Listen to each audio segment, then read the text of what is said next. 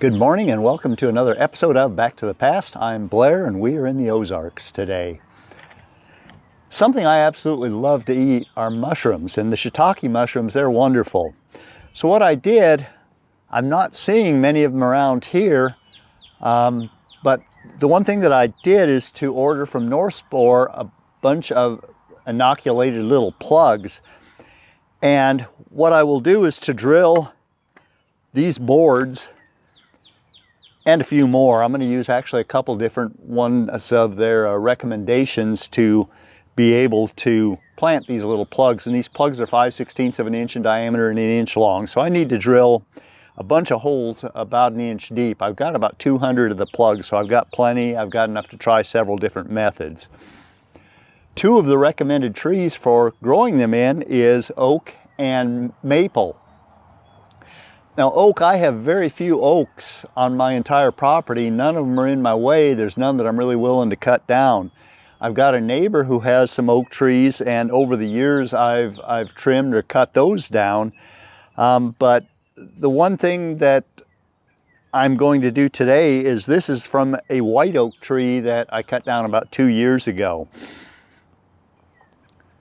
Really, they recommend not using dry wood. So what I'm going to do, since these are obviously dry, being a couple of years old, I'm going to go ahead and drill them, and then I'm going to throw them into my pond to be pre-soaked and gather some nutrients.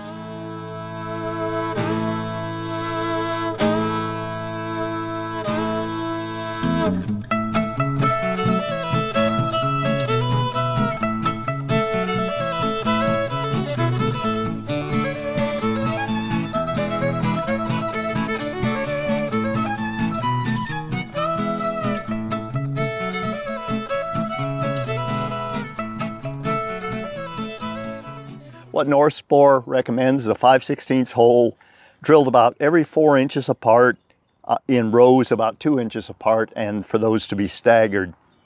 So that's what I'm going to do on this chunk of oak.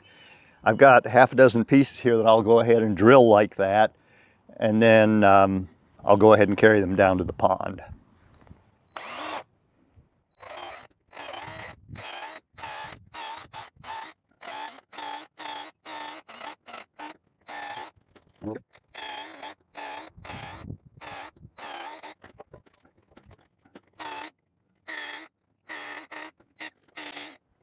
Okay, I think I've got about 60 or 70 holes drilled. I'll go ahead and toss these in the pond down below. We'll give them a couple hours to soak up some moisture, and I'll be right back. All right, of the trees that I cut down to clear this path a couple weeks ago, I guess there was a maple tree that was in here. So I found a couple pieces of maple that I'd already cut up into firewood, and also persimmon is not something that they've tested as either being good or bad to try to inoculate into, so we're going to give that a try too. First, the maple.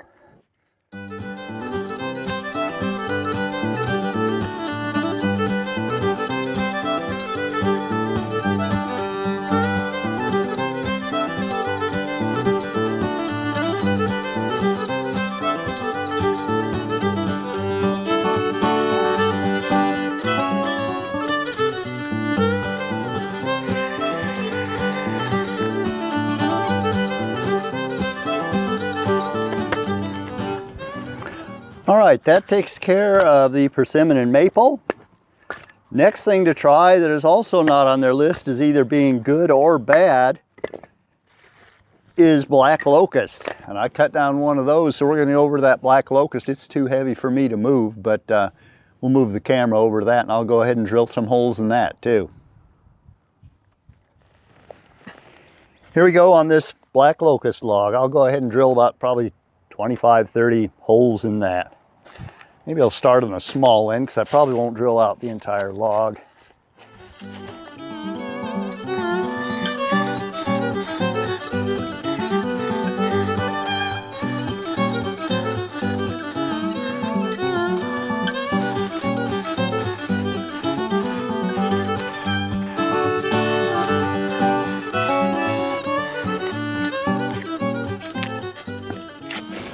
Okay, that should be pretty close to 200 holes. I'll go ahead and get the blower and get these all blown out. I think I can just tap the sawdust out of the other ones, and then we'll start pounding in the inoculant.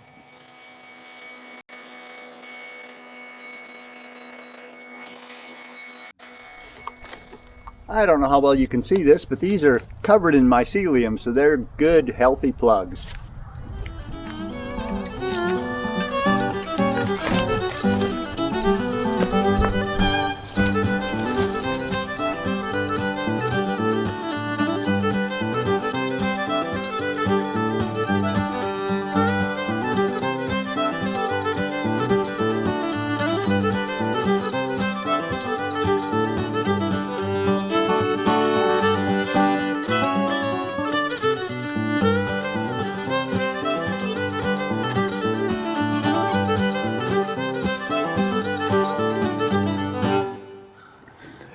All right, the next step, now that we've got these all inoculated, is to seal them up in wax. And I've already done a couple of them here. The black locust, I've got all those sealed. And then I went ahead out in front of the cabin. There's an area that oyster mushrooms grew really well. So I went ahead and inoculated a log there that was from the tree that fell and almost hit my cabin at the time that I purchased this place. So anyway, we'll go take a look at that one too, and we'll end up placing a couple of these with those.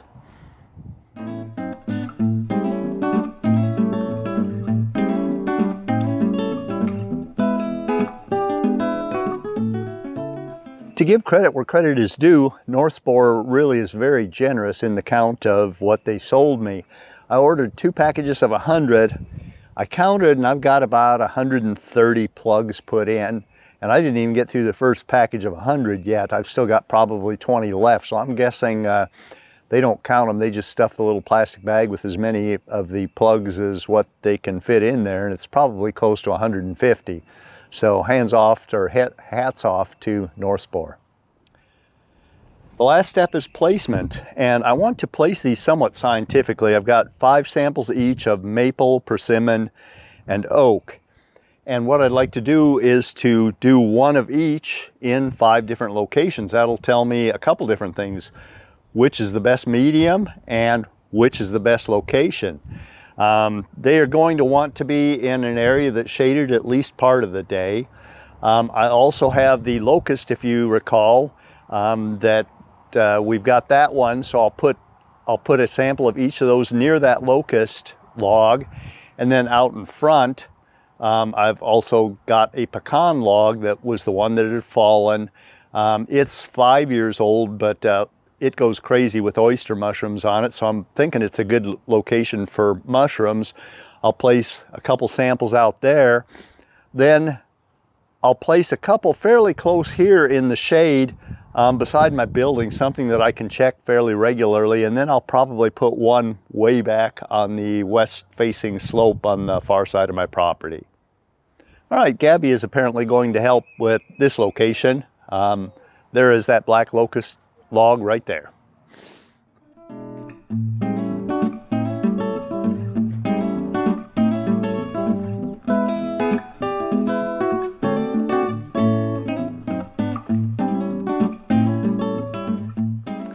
The next area isn't too far from the first one, which is right behind you.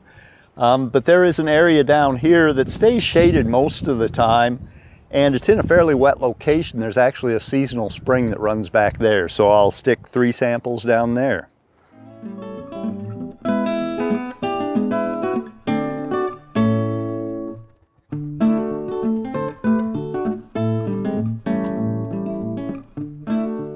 Getting kind of breezy. I hope it isn't affecting the recording too much. The next location that I've chosen is in the shade of the cedar trees.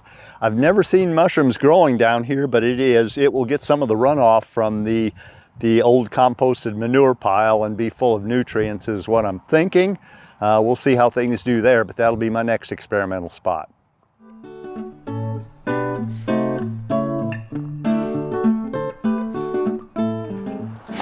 Now this is an area that I mow, so I want them to be back out of the way. This is the part of my property, probably an acre and a half, that is on a west-facing slope. So really it sees very little sunshine here, especially in the summertime. Right now it's being shaded by a bunch of cedar trees, but there are a lot of deciduous trees in here, so it gets very dark in the summer.